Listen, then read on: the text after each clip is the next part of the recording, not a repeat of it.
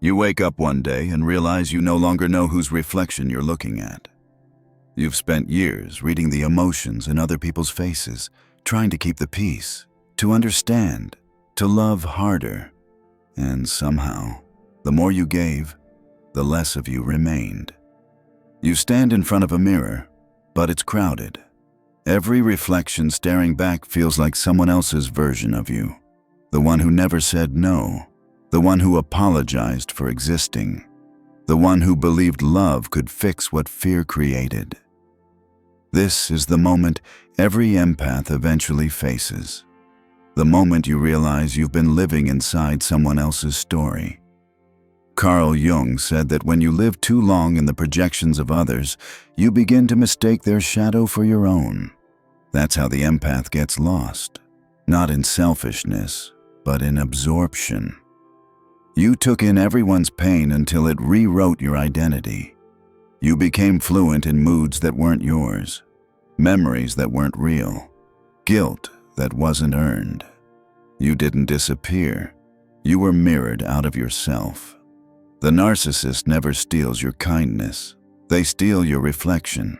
They convince you that their emptiness is your duty to fill.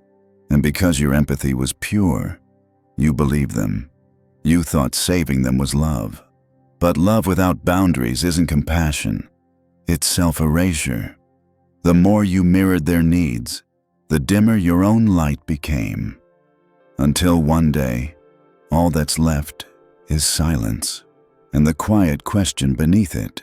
If I'm not their mirror, then who am I? This isn't the end of you. It's the beginning of your return. The mirrors that once trapped you are starting to crack. You're not breaking down, you're breaking through. Stay with me, because by the time we're done, you'll see what the empath becomes after surviving the darkness they once absorbed. The empath doesn't fall in love fast. They fall in deep. They sense wounds before words, pain before behavior. You don't choose the narcissist because you're naive. You choose them because on some unconscious level, you recognize the ache in them that once lived in you.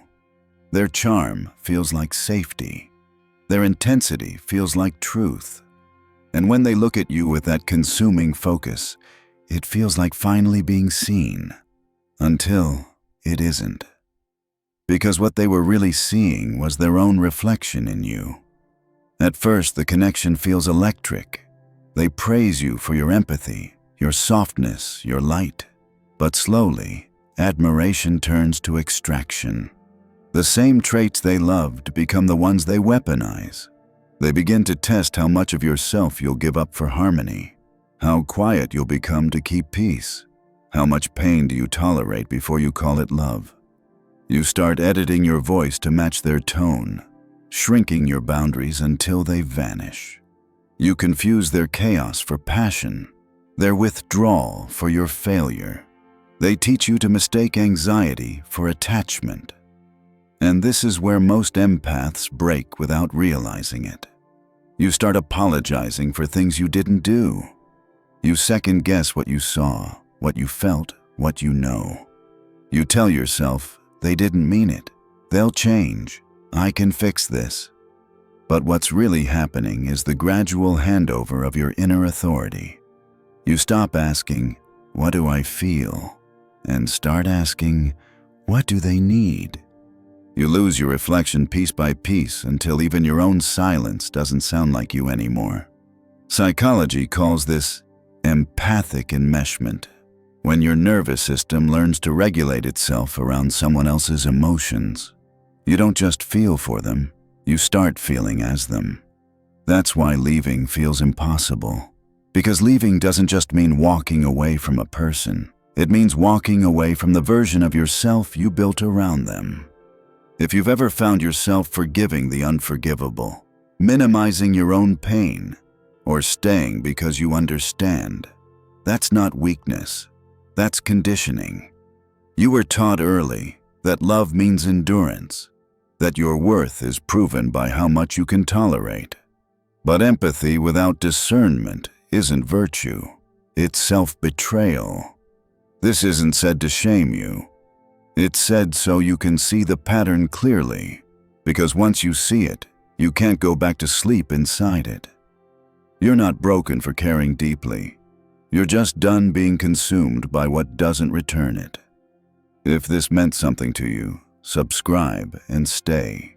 Your presence truly matters here. Carl Jung once said that we don't attract what we want. We attract what we are not yet conscious of. That's the real reason the empath and the narcissist find each other. It isn't random, and it isn't fate. It's compensation. Each carries the missing half of the other's psyche.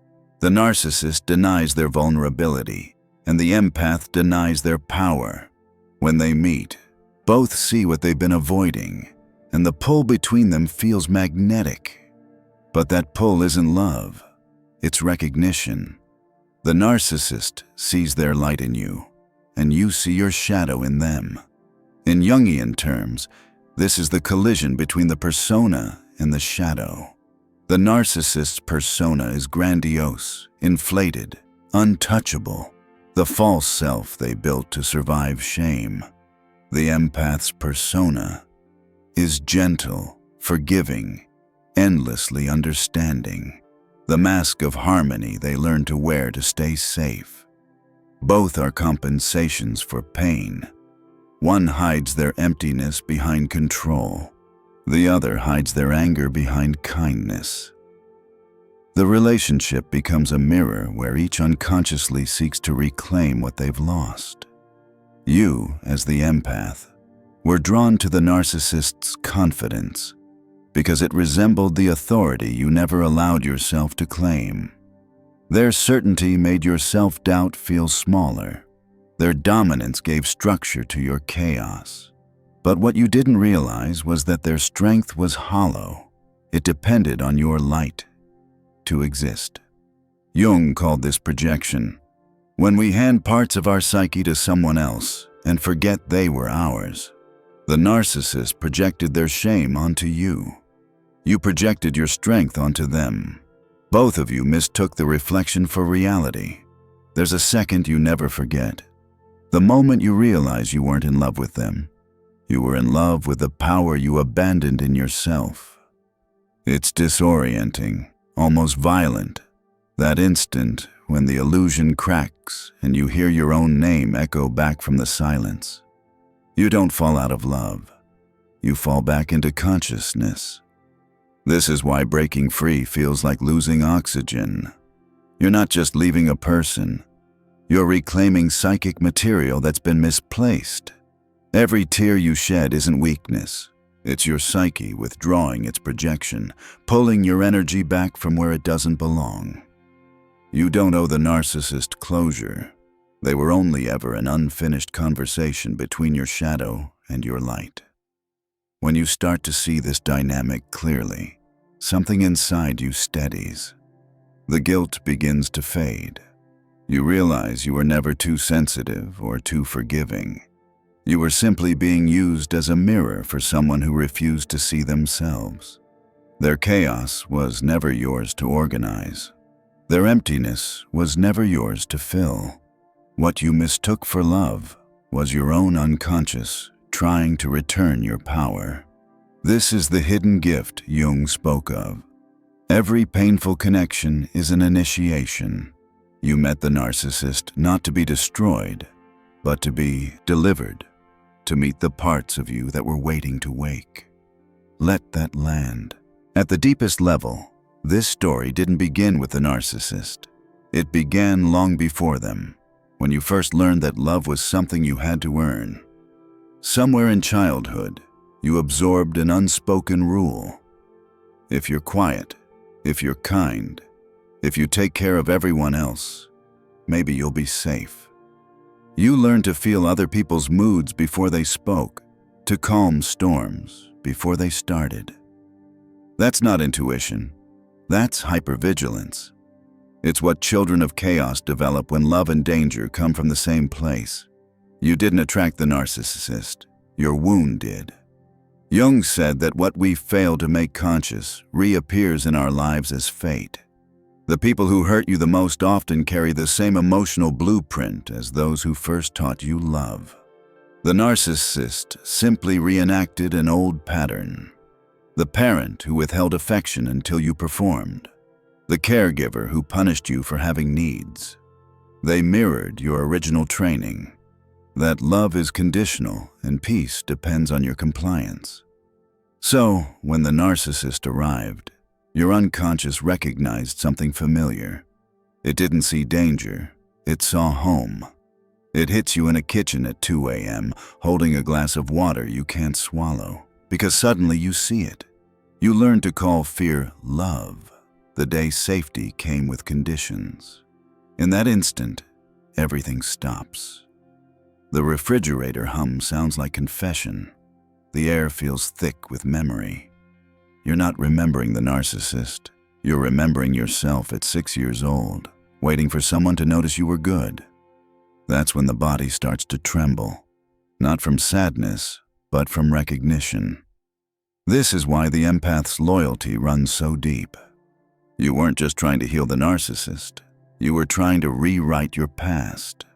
Every apology you gave, every boundary you ignored, was your psyche's attempt to earn from the present what you never received in the past. The narcissist became the stand-in for every moment your younger self felt unseen. That's why walking away felt impossible. Because it wasn't just a breakup, it was a resurrection.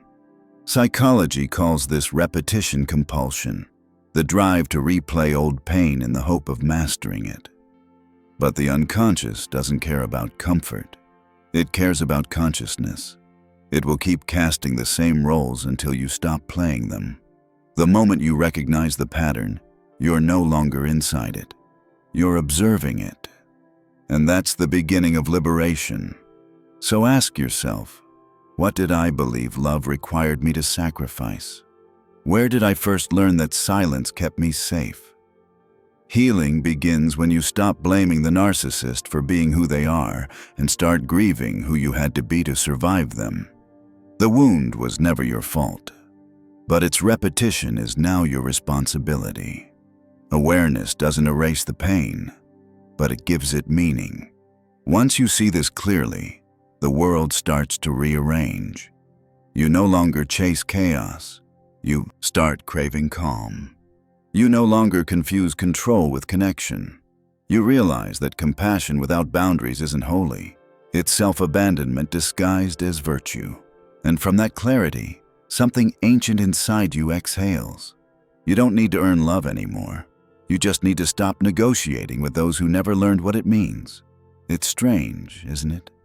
The very people who broke you also revealed the blueprint for your freedom. They showed you where the cracks were. And through those cracks, your real self began to shine. Jung called this individuation through suffering, the way the soul uses pain to pull you toward wholeness. Don't look away. Imagine standing in a long, endless hallway lined with mirrors.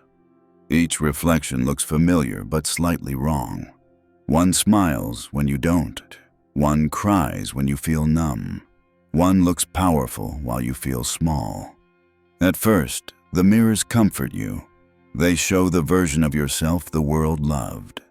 The kind one, the healer, the understanding one. But the longer you stay, the more distorted they become.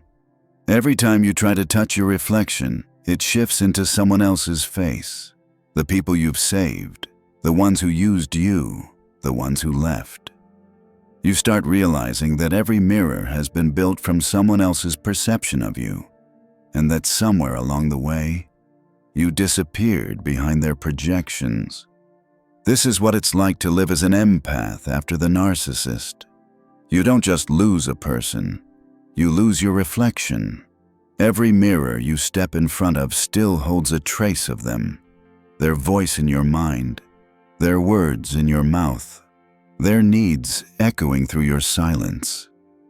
You walk through this mirrored hallway trying to find the real one, the one that doesn't lie back. But no matter where you turn, all you see are fragments, versions of you that existed only to survive someone else's world. One day, something inside you breaks, not in despair, in refusal. You pick up a stone of truth and throw it at the nearest mirror. It shatters, the glass falls like rain, and for the first time, the air moves. Shards sing against the floor. Thin, bright notes like ice breaking. The air smells faintly metallic and clean, as if the room itself just exhaled.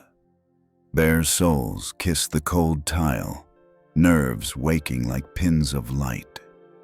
You realize the reflections were never walls. They were illusions. Behind the mirrors, there's a doorway. A small, quiet light spills through the cracks. You step toward it. Every step cuts your feet on old glass, but you keep walking anyway. The pain doesn't stop you. It reminds you that your body is your own again. You reach the final mirror, the one that used to show you as perfect, always composed, always kind, and you don't smash it. You touch it gently, and for the first time it doesn't flinch, because the reflection staring back is real, unfiltered, scarred, alive. Somewhere behind you, a loose shard spins and settles with a soft ring. The light riding its edge flickers across your wrist like a heartbeat. You meet your own eyes and realize the truth Jung spent his life describing. The shadow was never your enemy. It was your missing wholeness. You don't destroy the darkness, you integrate it. You don't need to break every mirror, only the ones that lied. When you finally step through the door, the light doesn't blind you. It feels like recognition. You're not the reflection anymore. You're the light behind it. Hear the quiet. You've left the mirror room, but pieces of glass still cling to you. You feel stronger now, clearer, but sometimes the old patterns return in disguise. You meet someone kind and immediately start scanning for what they need. You apologize when silence falls. You over-explain when someone misunderstands. You sense tension in a room and feel responsible for fixing it, even when it's not yours. That's how the residue of the narcissist lingers, not in your mind, but in your reflexes. You've learned to read people like weather, eyes, tone, posture, all the small signs that once kept you safe. It's not a gift yet. It's a survival skill. You still feel guilt when you set boundaries, as if saying no makes you unkind. You still feel nervous when peace lasts too long, as if calm means danger is coming. You still confuse overthinking with intuition because your nervous system was trained to stay alert. This is what happens when love used to mean walking on glass. You keep your shoes on, even after you've left the house. Jung said that healing is not about perfection, but integration. The goal isn't to erase your sensitivity, it's to give it direction. You don't stop feeling deeply. You start discerning wisely. You begin to realize that empathy without distance becomes absorption, and kindness without truth becomes self-betrayal. Pause. Let that settle. You start seeing that forgiveness doesn't require reconnection, and that understanding someone doesn't mean you owe them access. These small realizations are how you rebuild your reflection from the inside out. You might notice now that you prefer solitude, not because you're cold, but because silence finally feels safe. You talk less, but mean more. You no longer chase intensity. You crave honesty. You no longer try to fix others. You hold space for yourself. That's the shift. The empath becomes the observer. You start feeling energy without absorbing it. You start listening without disappearing into the story. You still care, but you care from clarity, not compulsion. And maybe one night, sitting alone, you'll feel that old ache rise again, the sadness of everything you lost. Let it come. It's not regression. It's remembrance. It's your soul visiting the ruins, not to mourn, but to witness how far you've come. Breathe here. The person who once begged for crumbs now holds the table. The one who absorbed darkness now radiates it into wisdom. Name what you feel. For most of your life, you thought strength meant enduring. You believed compassion meant tolerance, and that love meant self-sacrifice. But what if strength isn't how much you can carry? It's how clearly you can see. What if compassion isn't absorbing someone's pain, but refusing to let pain become your identity? You've spent years healing the wounds others left in you. Now it's time to claim the power they accidentally awakened. Carl Jung said that what you accept transforms, and what you deny controls you. For years, you denied your anger, your intuition, your boundaries. You called them selfish, dramatic, and too much. But those parts were never flaws. They were your guardians. They were the sentinels of your truth. When you silenced them to keep love, you lost your voice. Now that you're listening again, they're speaking. Your anger says, protect your peace. Your intuition says, don't explain what's already known. Your boundaries say, love has to flow both ways, or it's worship. These voices aren't rebellion. They're restoration. Pause here. You don't have to become hard to stop being hurt. Real power is quiet. It's the kind that doesn't react. It recognizes. The empath who has integrated their shadow becomes something rare, not a sponge, but a mirror that reflects truth without distortion. You can stand in front of manipulation and see it for what it is without absorbing it. You can look at pain without drowning in it. That's not detachment. It's discernment. Language is part of your rebirth now. You used to say, I'm too sensitive.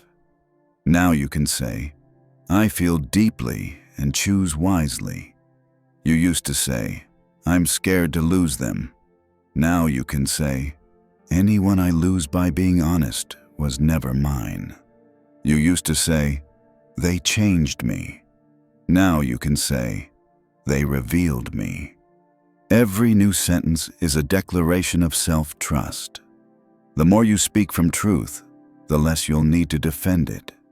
People may not understand your calm now. They'll call you cold when you stop explaining. They'll call you arrogant when you start choosing. They'll call you distant when you finally find peace. But their discomfort is not your cue to shrink. It's proof that your energy no longer fits their illusion. You don't have to defend your peace to people who profit from your chaos. Let that breathe. The light that once attracted the wrong ones now exposes them. Jung said the most terrifying thing is to accept oneself completely. That's why the world resists those who do. Because once you do, you become untouchable. Not because you're invincible, but because you're integrated. You've seen your darkness, made peace with it, and now you move with quiet precision.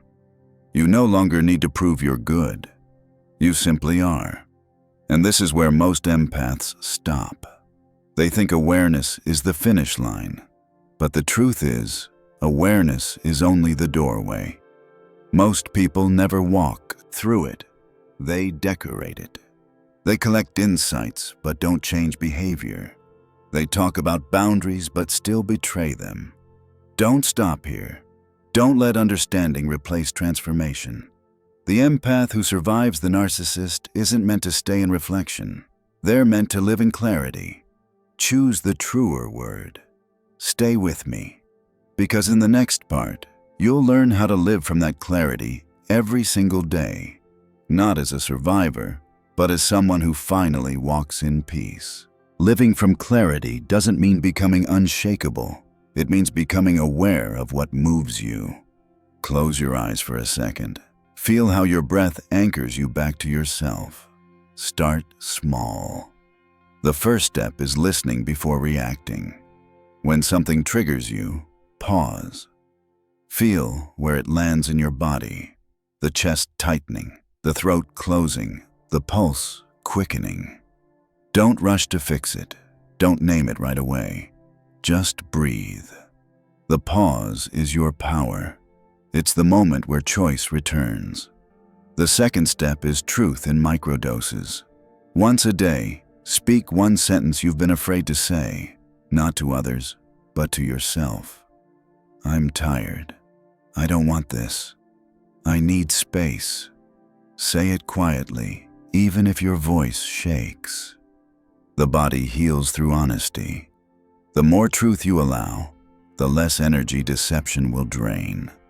The third step is boundaries as calm.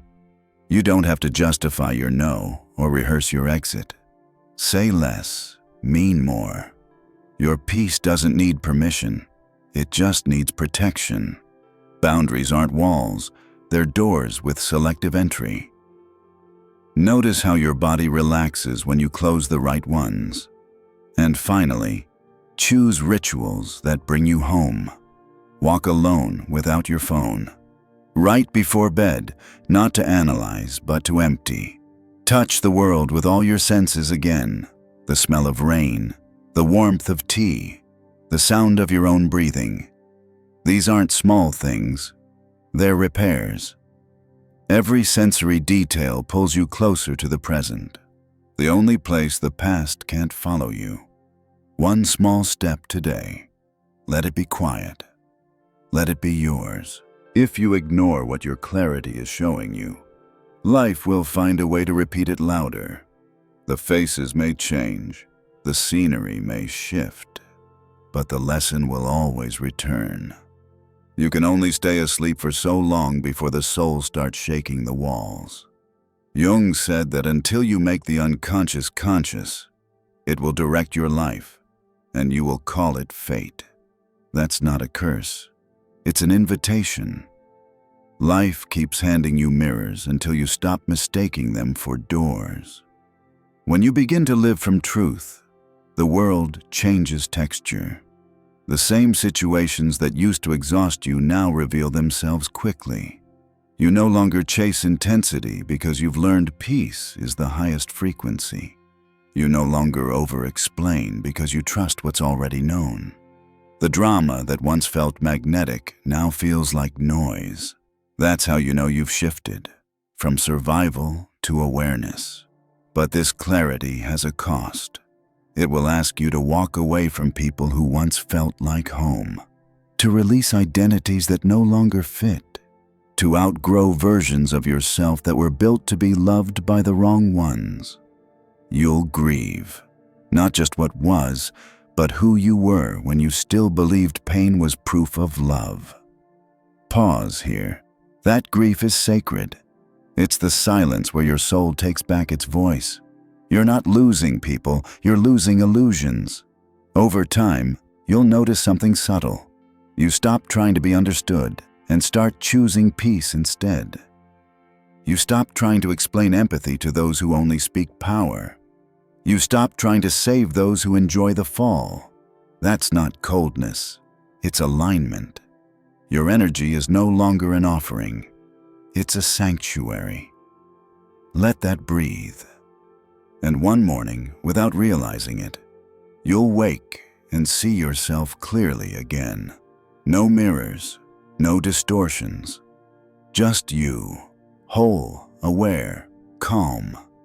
You'll realize that the comeback was never about becoming untouchable. It was about becoming transparent to your own truth. Whisper it once in your mind. I choose clarity. That's your anchor whenever confusion returns. Not a mantra, not a spell, just a reminder that you already know the way back. Keep the mirror clean. Somewhere beyond the noise, there's a field where mirrors don't exist, only windows. The air is soft there, and everything you once mistook for broken starts to make sense. You stand quietly, watching sunlight spill across the glass, realizing that life isn't asking you to rebuild what you lost. It's asking you to see through it. Every reflection, every heartbreak, every silence was never the ending. It was the polishing of the window between who you were and who you're becoming.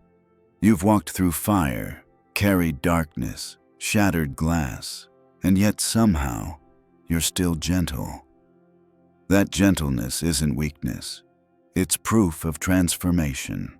You've learned to let truth pass through you without distortion, to see clearly without hardening. Jung said that when you bring light to what's unconscious, you don't become brighter. You become transparent. And that's what you are now. Clear, grounded, whole. So tonight, when the world grows quiet again, don't reach for old mirrors. Just sit by the window and breathe. Look at the sky, the faint hum of the night, the scent of cool air, the dim reflection of the city lights. Notice how it reflects nothing, yet holds everything. That's what peace feels like. Boundless, still, alive. If you want, carry one question into tonight. Which mirror still asks you to shrink? And what would you see if you looked through it like a window instead? There's no right answer. Only awareness. Only the quiet return to yourself. Thank you for walking this far. You were never just healing. You were remembering. And maybe that's what clarity truly is. Not a finish line, but a returning home with open eyes. The story doesn't end here. Another doorway waits beyond this quiet. Leave the window open.